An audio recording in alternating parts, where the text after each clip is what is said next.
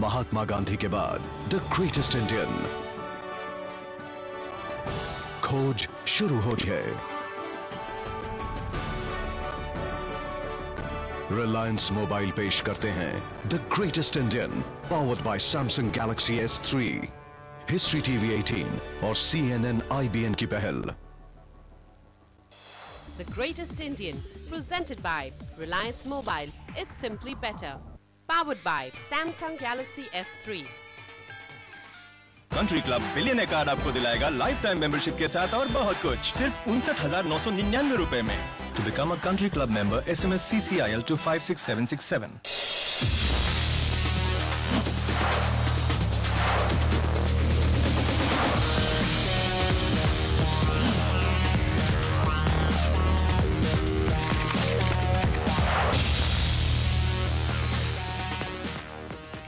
Welcome back. आप देख रहे हैं प्रॉपर्टी गुरु और अब बारी है आपकी प्रॉपर्टी से जुड़ी लीगल प्रॉब्लम्स को सुलझाने की, और इसके लिए आज हमारे साथ स्टूडियो में मौजूद है लीगल एक्सपर्ट विनय सिंह। विनय, बहुत स्वागत है आपका प्रॉपर्टी गुरु में।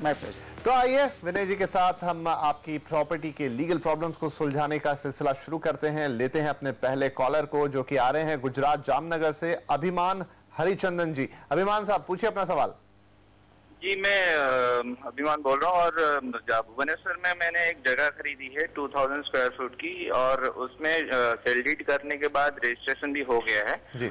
बट उसके बाद जो सेलर है वो बोल रहा है कि उसमें 50 फुट या कुछ ऐसा स्क्वायर फुट का जगह वो बोल रहा है कि दूसरे किसी मैडम को दे दिया है। इस वजह से मुझे उसमें एडजस्ट करना पड़ेगा और कुछ ज्यादा ही जगह मुझे खरीदना भी पड़ेगा, और उस वजह से मुझे अभी और 1.5 लाख का मतलब नुकसान बोल सकते हैं, या फिर मुझे इमीडिएटली अरेंजमेंट करना पड़ रहा है, जो कि मुझे अच्छा नहीं लग रहा है। क्योंकि 2000 स्क्वायर फुट के लिए मैं मेंटली प्रिपेयर हो गया था, मैं खरीद भी लिया था। सब करने के बाद एक सेलर कैसे मुझे फोर्स कर सकता है कि नहीं आपको ऐसा एडजस्टमेंट करना पड़ेगा, तो उसके ऊपर मैं क्या एक्शन लेता हूँ अगर मुझे ऐसा हैरेसमेंट करेगा।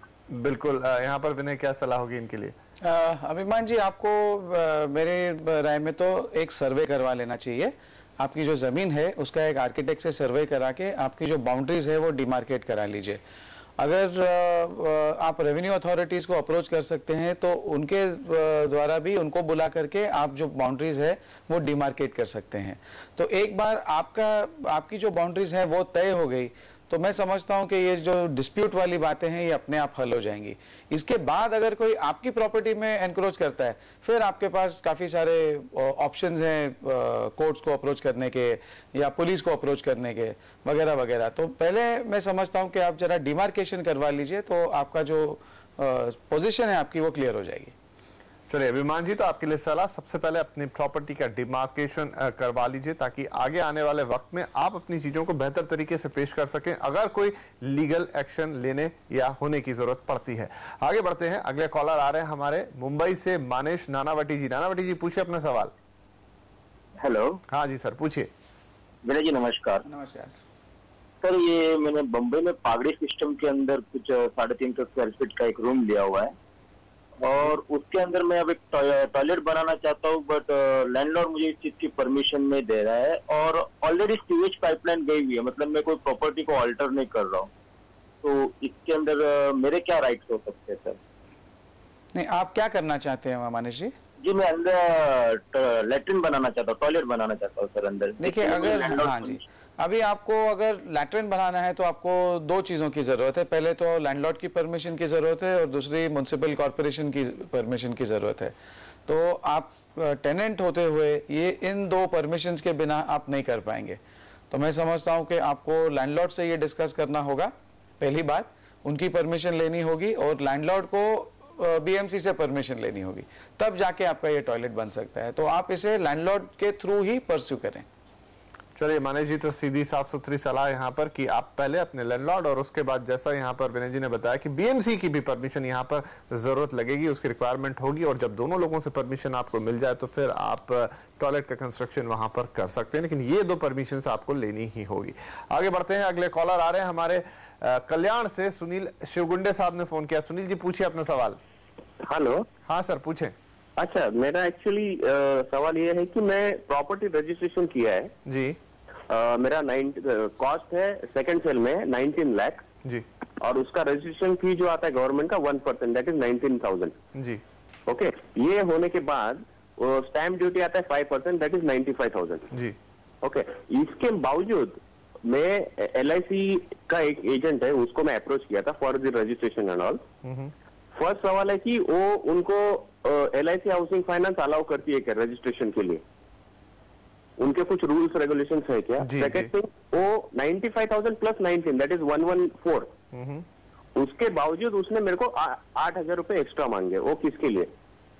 जी जरूर, यहाँ पर आपकी समस्या का हल ढूंढने की कोशिश करेंगे। विनय जी क्या सलाह होगी इनके लिए? सुनील जी, जैसे आपने बताया, आपने स्टैम्प ड्यूटी जो है वो भर दी है, जो रजिस्ट्रेशन फी है वो भी भर दी है। इसके अलावा ऑफिशियल चार्जेस जो रजिस्ट्रेशन के वक्त लिए जाते हैं वो स्कैनिंग चार्जेस हैं। जो आपका डॉक्यूमेंट है उसको उसकी जो फोटो कॉपिंग या स्कैनिंग होती है उसके चार्जेस होते हैं जो 20 रुपया पर पेज होते हैं। तो इसके अलावा ऑफिशियली कोई चार्ज नहीं है। हाँ, ये ज़रूर होता है कि काफ़ी सारे एजेंट्स हैं जो अपनी सर्विसेज ऑफर करते हैं। तो जहाँ तक मुझे समझ में आ रहा है, ऐसा लग रहा है कि ये जो आपका एजेंट है ये कुछ अपनी फीस मांग रहे हैं, ना कि कोई ऑफिशियल चार्ज। तो अगर आपने कुछ एग्री किया है उनके साथ तो वो आपका शायद देना बनता है, लेकिन अगर आपने कुछ एग्री नहीं किया है तो मैं नहीं समझता हूँ आपका कुछ देना बनता है उनको। चलिए सुनील जी, तो ये रही आपके लिए सलाह। एक बार आप अपने एजेंट से दोबारा बात कर लें किस तरह की फीस वो चार्ज कर रहे हैं, और जो यहाँ पर चार्जेस जो ऑफिशियल हैं वो विनय ने आपको साफ बता दिए कि किस तरह के चार्जेस है। उसके अलावा अगर कुछ भी ऊपर से मांगा जा रहा है तो शायद वो अपनी सेवाएं जो दे रहे हैं उसके लिए पैसे मांग रहे हैं। तो ये आपके म्यूचुअल अंडरस्टैंडिंग की बात है जो भी आप आपस में तय करते हैं। आगे बढ़ते हैं, अब लेंगे एक ईमेल जो है मुंबई से सौरभ त्रिपाठी जी ने भेजा है। पूछते हैं कि पत्नी के नाम पर घर उन्होंने लिया है या है, किराए से सालाना 55,000 रुपए आते हैं, क्या पैन कार्ड बनवाने की यहाँ पर जरूरत है, और क्या LIC लोन के लिए टैक्स भरना पड़ सकता है? विनय, जहाँ तक रेंटल इनकम का सवाल है तो काफ़ी जो टैक्सेबल लिमिट है उससे काफ़ी कम ही है। तो मैं नहीं समझता हूँ कि यहाँ कुछ टैक्स भरने की ज़रूरत होगी। और LIC लोन जो है वो जो लिया हुआ है उसके ऊपर भी कोई टैक्स भरने की ज़रूरत नहीं है, क्योंकि वो लोन है, वो किसी तरह की इनकम नहीं है। तो मैं समझता हूँ सेफ है एकदम। चलिए, तो दोनों चीजें क्लियर कट कि आपकी जो इनकम फ्रॉम द रेंट है वो भी काफी कम, और साथ में चूंकि आपने लोन लिया है उस पर किसी तरह का टैक्स यहाँ पर नहीं लगेगा। और इसी के साथ यहाँ पर वक्त हो गया एक छोटे से ब्रेक का, लेकिन ब्रेक के बाद भी आपकी लीगल प्रॉब्लम को सुलझाने का सिलसिला जारी रहेगा। कहीं मत जाइए, हम हाजिर होते हैं इस छोटे से ब्रेक के बाद।